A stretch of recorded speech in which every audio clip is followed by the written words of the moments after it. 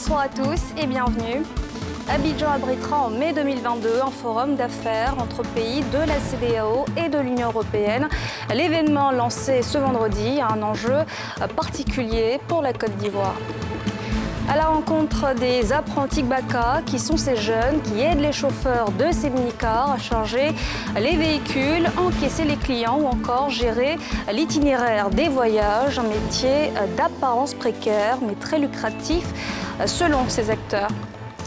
Et puis nos équipes de reportage ont aperçu un convoi militaire français à destination du Niger, dans le nord ivoirien. Ce convoi fait l'objet de vives contestations au Burkina Faso. Les contestataires s'insurgent contre l'incapacité de la France à mettre fin au terrorisme au Sahel.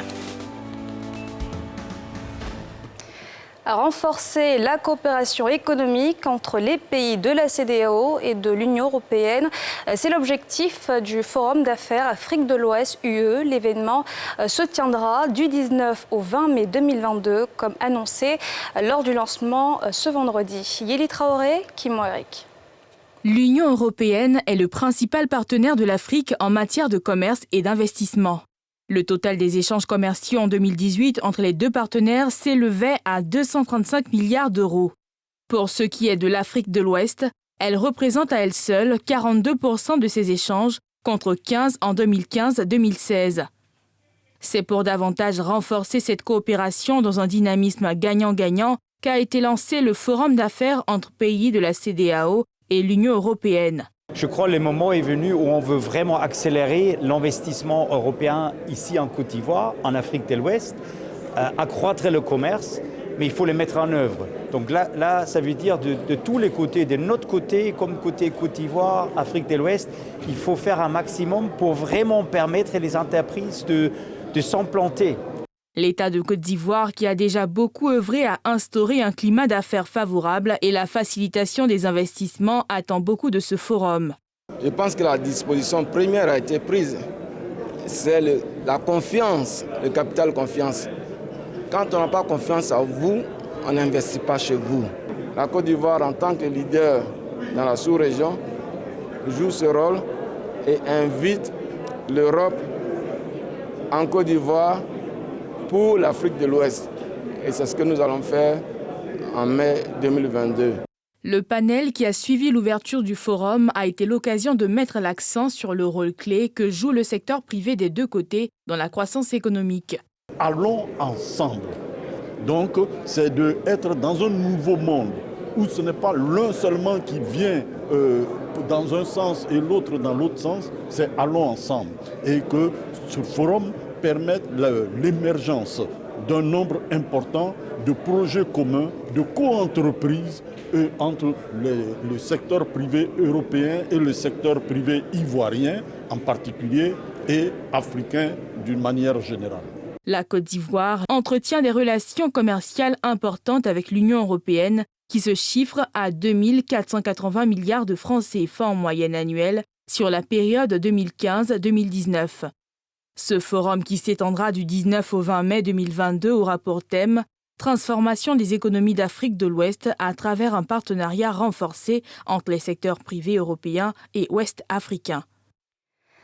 Le médiateur de la République était hier jeudi face aux sénateurs à la Fondation Félix Houphouët-Boigny de Yamoussoukro. Il était question pour Adama Toungara de présenter les actions de l'institution ivoirienne en faveur de la paix, mais aussi de solliciter l'appui des sénateurs dans le règlement des conflits sociaux. Pierre Dipomela. Le médiateur de la République à la Fondation Félix Houphouët-Boigny de Yamoussoukro pour une séance d'information parlementaire avec les sénateurs dans la capitale économique ivoirienne. Apaisement du climat social, promotion de la paix et des droits du citoyen, quelle contribution du médiateur de la République? C'est le thème de cette rencontre qui a permis au médiateur de la République, Adama Toungara, de présenter son institution et ses actions en faveur de la cohésion sociale. Je suis très honoré par cette invitation et très content par la réaction des sénateurs, des vénérables sénateurs qui ont pris la décision de nous accompagner. La promotion de la paix est une quête permanente. Le président du Sénat, Jano Ahoussou-Kouadio, a invité les sénateurs à saisir le médiateur de la République pour le règlement pacifique des conflits sociaux dans toutes les contrées du pays.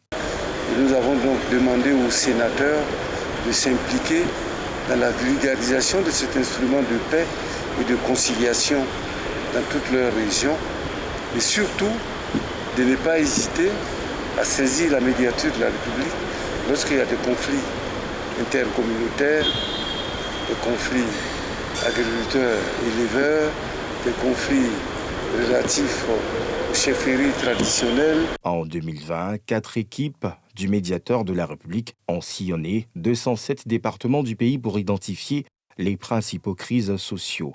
Ce sont en général des problèmes liés à la délimitation des villages et de certaines frontières avec les pays limitrophes, à l'accès de fonctions de chef de village, aux difficultés de cohésion entre éleveurs et agriculteurs, à l'orpaillage clandestin, aux divergences politiques ou religieuses exacerbées et à l'incivisme. C'est en présence de nombreux acteurs de la finance que s'est déroulée hier la 4e édition du Salon de l'épargne, une édition hybride cette année pour poursuivre l'éducation financière des populations, notamment sur les problématiques liées à l'épargne et à l'investissement. Nadja Ejar, Fulgence Kessiedou. Malgré l'embellie économique que connaît la Côte d'Ivoire depuis ces dernières années, l'épargne auprès d'institutions financières reste très peu développée. Selon la Banque mondiale, seuls 15 épargnants sur 100 utilisent un compte bancaire en Côte d'Ivoire pour un ratio de 25 en Afrique subsaharienne. Cette année encore, comme pour les éditions précédentes, le Salon de l'épargne, de l'immobilier et du patrimoine veut contribuer à l'amélioration de la situation financière des populations et au développement économique du pays. Aujourd'hui, plus que jamais, ce dont a besoin notre pays, c'est les ressources domestiques. Et les ressources domestiques viennent uniquement de l'épargne des Ivoiriens. Plus les Ivoiriens épargneront, plus nous aurons des champions nationaux. Pour y arriver, nous avons besoin de l'épargne des Ivoiriens. À travers les banques, à travers les instituts de prévoyance sociale, à travers les fonds, à travers les sociétés d'assurance, tous ces canaux sont disponibles pour collecter de l'épargne et avec ces canaux, nous pouvons les rediriger par la suite pour l'émergence de ces champions nationaux qui vont être les moteurs de l'émergence que nous espérons tous pour ce pays. Une initiative soutenue par le ministère de l'économie et des finances. Le ministre de l'économie et des finances tient, pour sa part, à rassurer tout un chacun sur l'intérêt singulier qui sera accordé aux recommandations de ce salon. Il invite par conséquent l'ensemble des participants à des échanges francs et fructueux. Parmi les objectifs spécifiques de cette 4e édition, on note le point d'état sur l'exécution du livre blanc soumis en 2018 et qui préconise l'incitation de la population à l'épargne à travers les facilités d'épargne et d'investissement ou une fiscalité dédiée avec des bénéfices pour les épargnants. En raison de la pandémie de Covid-19, cette année, le Salon de l'épargne, de l'immobilier et du patrimoine se tient de façon hybride. Plus de 4300 personnes se sont inscrites pour l'événement. Plongés au cœur de l'univers des apprentis Gbaka, ces jeunes pour la plupart qui sont chargés au sein de ces minicars d'encaisser les clients et de gérer l'itinéraire des voyages, des missions pas souvent faciles et même risquées. Vous le verrez, et pourtant, ils sont des milliers à l'exercer dans la capitale économique. Pourquoi apprenti Gbaka est-ce un métier rentable à Abidjan? Les éléments de réponse de Brice Niawa et Tanguy Kona.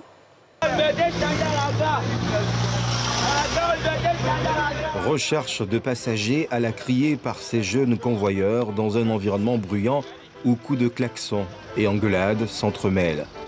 Eux, ce sont les apprentis Gbaka.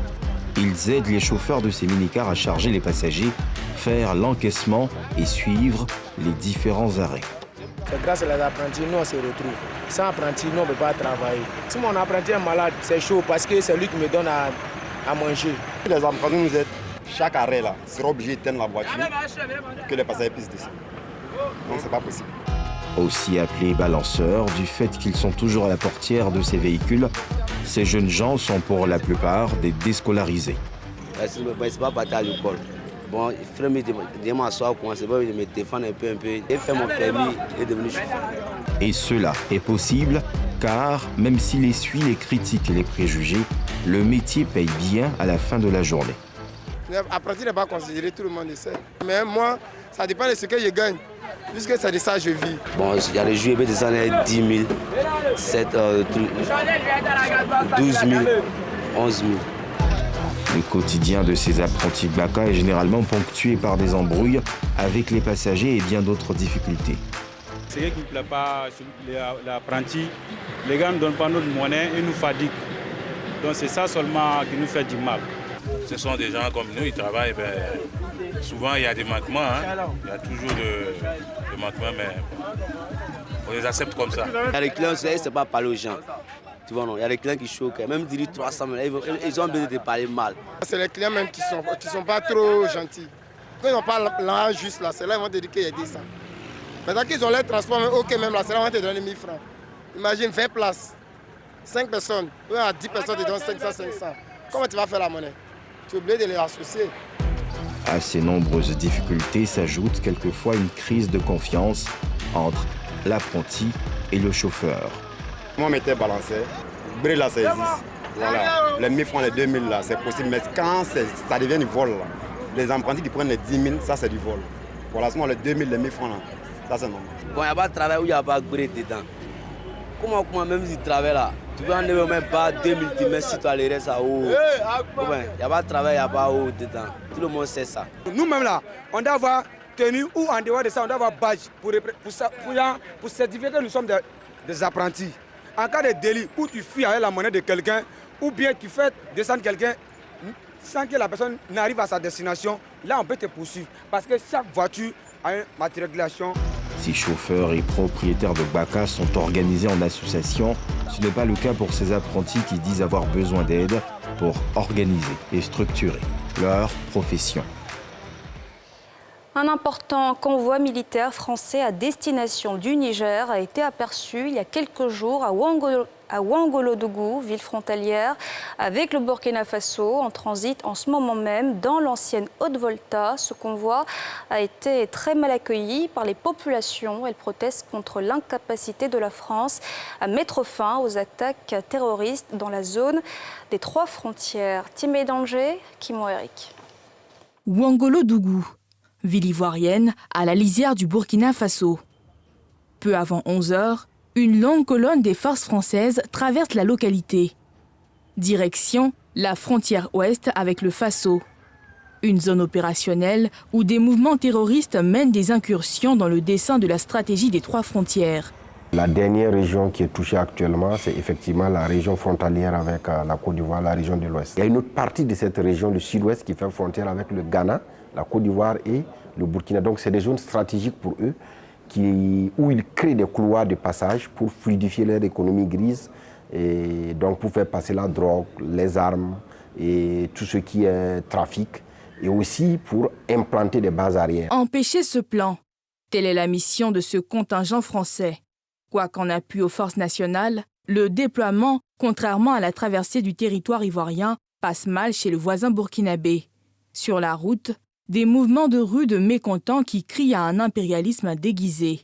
Si la colonne a pu poursuivre son trajet jusqu'à la capitale Ouagadougou, elle est depuis ce vendredi bloquée à 110 km de là, précisément à Kaya, une localité qui abrite à 119 000 déplacés internes qui ont fui les attaques terroristes des bandes qui essaiment le nord et l'est du pays des hommes intègres.